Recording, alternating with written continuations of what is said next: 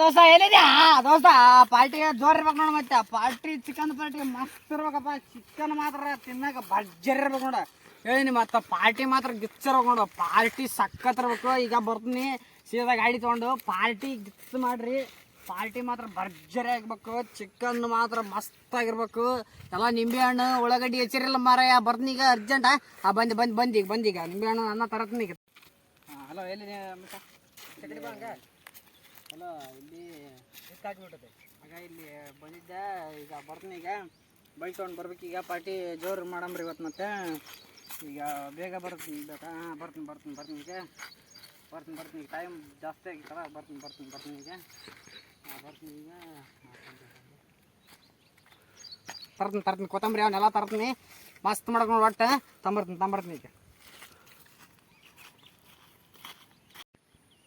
ಹಾಂ ಹಲೋ.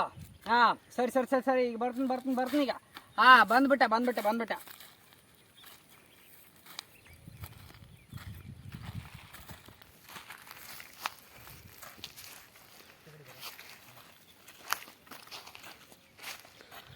ಇಡಿ ಬ್ರೋ.